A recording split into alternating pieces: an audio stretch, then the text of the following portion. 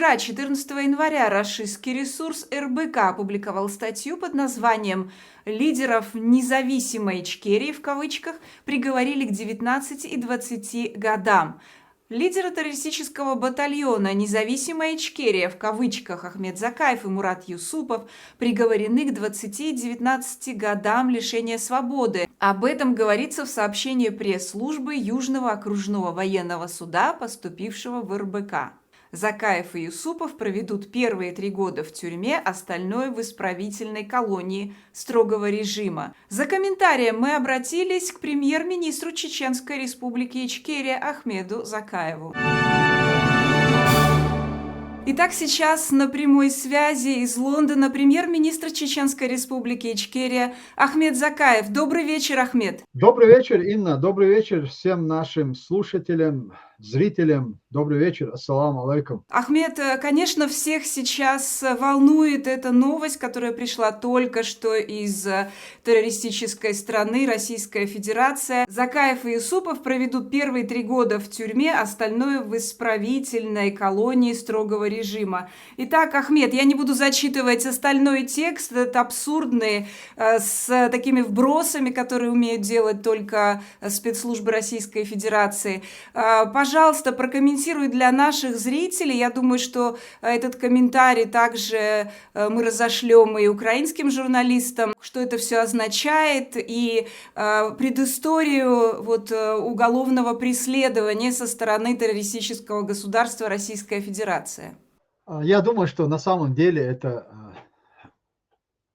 оценка нашей деятельности, всего, что мы делали все эти годы. Но началось это не сейчас, и не 14 декабря или января, и не летом прошлого года, когда они уже начали рассматривать это дело в суде, а давно-давно, задолго до этого. Это было 22 год.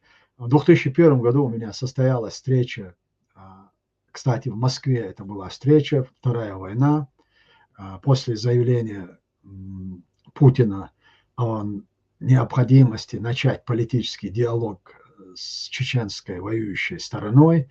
Но это было на самом деле ультимативное заявление. Но я проговорил с Асланом Масхадовым, чтобы мы на это среагировали, потому что тогда весь мир наблюдал за этим процессами. Действительно весь мир, потому что если президент Соединенных Штатов Америки, вновь избранный Джордж Буш-младший, комментировал это и приветствовал начало политического диалога между чеченцами и Россией, это говорит о том, что весь мир наблюдал. И у меня проходила встреча в Москве Шереметьево с представителем Путина в Южном федеральном округе, спокойным Казанцевым. И вот во время этой встречи, когда мы начали обсуждать вопросы, связанные с мирным урегулированием российско-чеченского конфликта, Казанцев открытым текстом заявил, что основная задача наша, основная цель и его задача, которую поставили перед ним его руководство, высшее руководство, имелось в виду Путин, что вот Путин предлагает Аслану Масхадову возглавить республику под юрисдикцией Российской Федерации и быть главой республики до истечения там своей жизни, всех лет. Ну, просто предлагалось начать сотрудничать и предать роль национал-предателя и кремлевской марионетки. Естественно, я сказал, что да, конечно, я это передам, но я очень сомневаюсь, что Аслан Масхадов когда-либо пойдет на это. И тогда Казанцев позвал. У нас есть и второе предложение. Это этот же вариант, если Аслан Масхадов отказывается, мы предлагаем вам. Вот на этом наша встреча закончилась. Я уехал. Естественно, я знал, что это была последняя встреча с российской стороной, потому что никакого диалога обсуждать, никакого мирного диалога с ними уже не могло быть. Речь шла только о предательстве интересов чеченского народа, чеченского государства.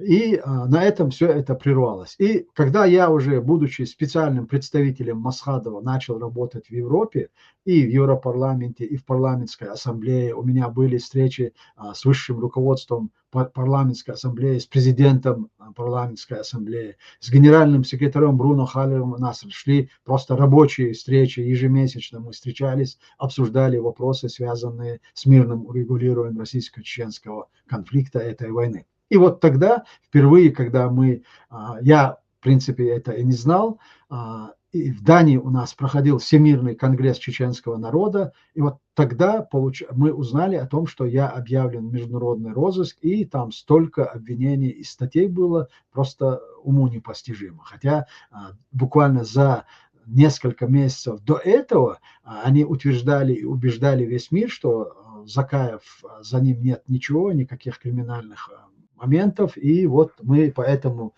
считаем возможным диалог с ним. А вот тут уже оказалось, что вот все возможные варианты и преступления, которые человек может придумать, они вот вписали вот в этот документ, который они разослали по всему миру. Вот с этого времени вот этот спектакль и идет, продолжается. Они каждый регулярно через какое-то определенное время возбуждают новые уголовные дела, но я знаю, это зачем делается, они это сами и признают, что вот не получилось так, что за сроком давности не освободит от уголовной ответственности. А вот то, что сегодня они озвучили, и то, что происходит в Украине, конечно, вот это их очень серьезно беспокоит. Если предыдущие варианты, они понимали, что это ни к чему не обязывающие, только постоянно, чтобы держать международное сообщество, европейские, своих союзников, не позволять им контактировать со мной, они все постоянно обновляли вот эти уголовные дела каждые 5-6 лет по разным поводам. А вот то, что сегодня они сделали, это, конечно, их серьезно беспокоит, потому что сегодня в Украине возрождается чеченская армия. Армия, которая сломала хребет России в 1996 году. И это реальная угроза, и они это понимают. И, конечно, я уверен в том, что они не ограничатся объявлением или вынесением приговора 20-19 лет. У них начата работа по подготовке ликвидации тех людей, которые представляют угрозу для России и российского государства. Мы об этом и раньше говорили, это у них законодательством закреплено, и, конечно, они будут в этом направлении работать.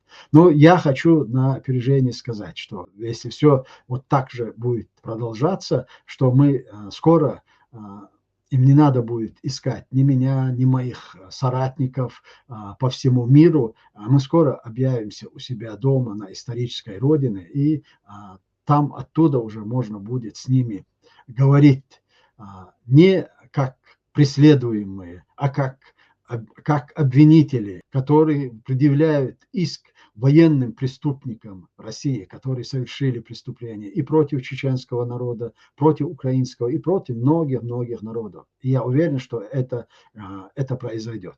Ахмед, как ты думаешь, почему вот сейчас настолько обострилась такая их ожесточенная атака?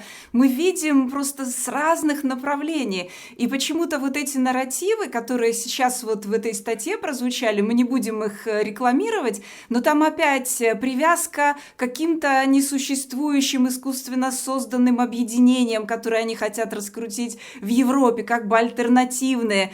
И вместе с этой новостью они почему-то привязывают информацию о какой-то там группе из 10 человек, что ты возглавляешь эту группу, и специально уводят от того, чтобы назвать тебя премьер-министром Чеченской Республики Ичкерия, то есть, что существует правительство официально в изгнании, такой статус юридически признанный. И мы видим, что вот эти нарративы, что не существует Ичкерии, не существует чеченского государства, не существует никакого правительства, это повторяют не только ФСБшники у себя вот на сайтах ФСБ России, но посредством вот этих хороших русских, которые постоянно, мы видим, нагнетают эту ситуацию. Нет никакой Ичкерии, нет никакого правительства.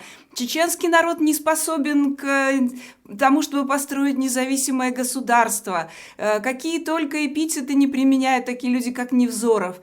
И это же самое повторяют и так называемые альтернативные чеченские блогеры, которых тоже раскручивают специальные структуры. Даже видели, мы даже слышали уже доклад украинцев по этому поводу. Почему они сейчас так все активизировались со всех сторон?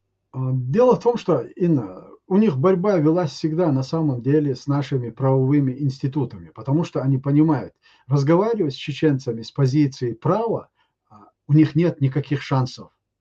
Никаких шансов.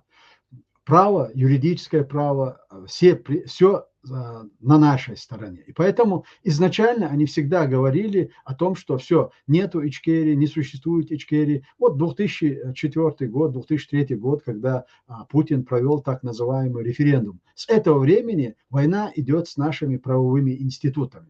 А вот все эти сегменты, о которых ты сейчас говоришь, там и хорошие русские, и чеченские блогеры, которые утверждают, что нет официальных структур, нет правопреемственности, и официальных структур власти Чеченской Республики Ичкерия не существует, они разрушены, и сегодня нужно начинать с позиции каких-то общественных организаций. Это вот часть этой системы. И также хорошие русские – это тоже часть системы, той системы, которая сегодня существует в России под названием Путинская Россия, под этим путинским режимом, под этим режимом. И поэтому они работают как бы в одном ключе. И самый основной их противник и враг, и самая большая угроза для них – это сохранение нашей правопреемственности и юридической базы.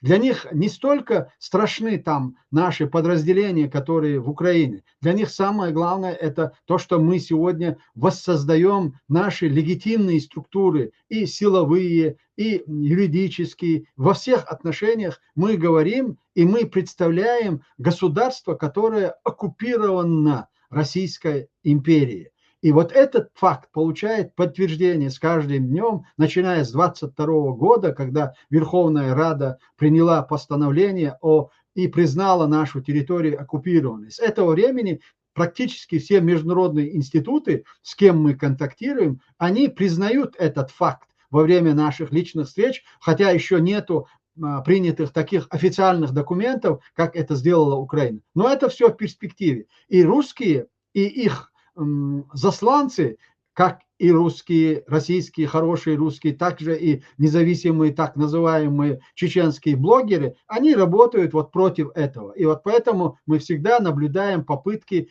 вот такого уничижительного отношения к нашим официальным структурам. И это объясняется тем, что они очень серьезно обеспокоены тем, что мы сумеем добиться деоккупации нашей страны и призвать к ответу всех, кто совершал эти злодеяния и преступления. И во многом вот те хорошие русские, которые сегодня якобы осуждают Путина и путинский режим, они являются частью этой системы. И когда будет международный трибунал, если не будет международного трибунала, то мы создали, учредили национальный трибунал, который имеет точно такую же юридическую силу в соответствии с международными нормами и принципами и нормами, имеет такую же юридическую силу, и юрисдикция этого трибунала будет распространяться на всех тех, кто совершил преступление, всех, кто сотрудничал, соучаствовал в этих преступлениях. И поэтому и так называемые чеченские блогеры, которые сегодня якобы выступают